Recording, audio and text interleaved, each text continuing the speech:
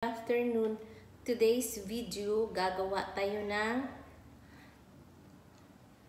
buko o lamaw butong fresh from my garden. Ito na yung natapos ko. Saka ito tatapusin ko na lang ito.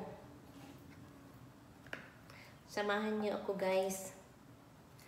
Kasi masyadong mainit dito ngayon dito sa lugar namin sa Jansan.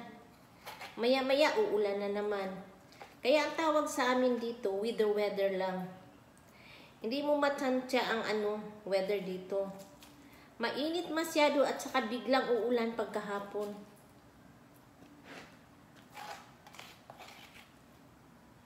Galing lang ako ngayon. Today is November 2. Galing lang ako doon sa Forest Lake, sa sementeryo.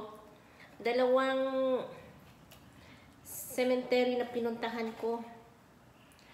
Sa lula ko at saka anak ko at saka sa papa at kapatid ko. Sabi kasi ni Father, I was in church lately, sabi niya, we always to connect our loved ones or departed loved ones. Puntahan natin palagi, bibisitahin natin every All Souls Day and All Saints Day. Kasi connected pa rin daw yan sila sa atin. Kasi sa ibang religion, wala na yung visit doon sa cemetery. Parang tapos na yun ba, yung end na yung niya, life niya, wala nang connection. Pero sa Catholic kasi, continue pa rin yung connection natin sa kanila. Yun din ang advice ni Father kanina sa homily. Huwag natin silang iwan. Palagi natin silang i-visit kung saan man sila nakahimlay. Kaya hindi ko kinakalimutan palagi. Kasi hindi ko sila pwede iwan. Karugtong po sila ng buhay ko. Sana kayo rin, ganun rin gagawin nyo sa mga departed loved ones nyo. Huwag nyo silang iwan. Kasi kung tayo naman ang aalis dito mag-depart dito sa earth na to, sila naman yung susundo sa atin.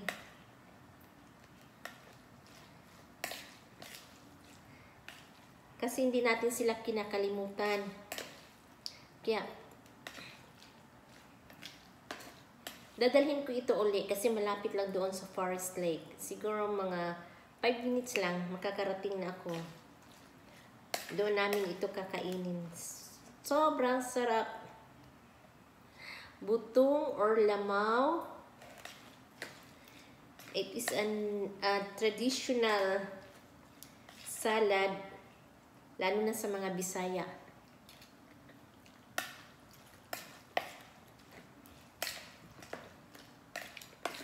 Ay, lalagyan pa natin ito ng sandali. Kukunin ko yung water na sandali. Ito yung biscuits niya. Saka ito yung water niya para masarap. Ilagay natin ang water. Huwag natin kaligtaan yung water.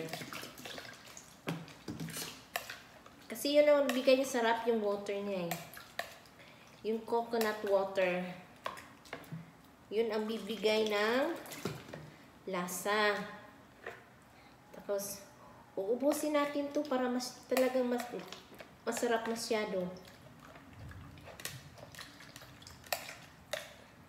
Tapos, lagyan natin ng biscuits para mas lalong masarap.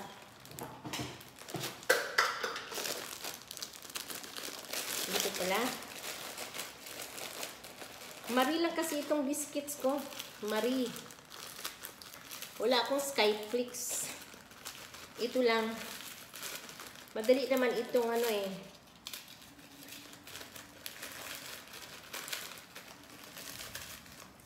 Ano po, malinis po yung kamay ko.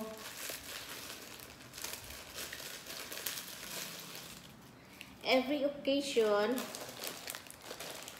talagang may handa ako, pero hanggang doon lang, fruits. Wala akong litson.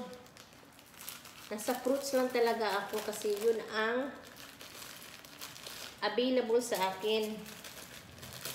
Hindi na tayo maghanap dyan ng yung mga matataba kasi I am seniors, my husband is senior citizen already, so huwag tayong kumakain palagi ng mga matataba. Ganito lang, fruits, natural, tsaka fish, yung fresh na isda, yung kinakain namin.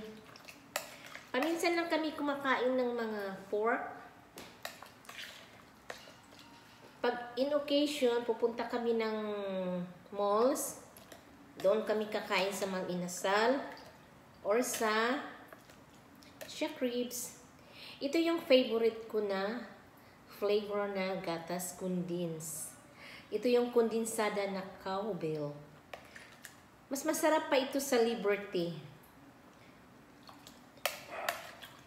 Bakit ito, bago lang ito nag-exist yung cowbell ba?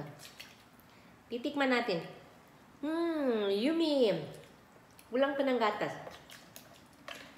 Lagyan pa natin ng gatas. Kasi nilalagyan natin ng water, kaya lagyan pa natin ng gatas.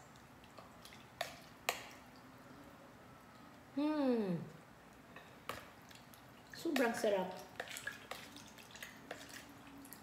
Tama na yung water. Huwag natin sobrahan yung water. Kain tayo, guys. Punta kayo dito. Ang dami kong coconut, fresh coconut. Buko. This is buko lamaw. Sariling tanim lang namin to. Kaya palagi kami nag-harvest. Pag available na, i-harvest at kakainin. Dessert. Love it. Lalagyan pa natin.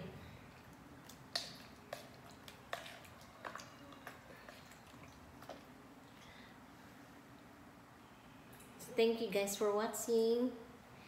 This is my fresh buko lamaw. Napakasarap ng buko lamaw.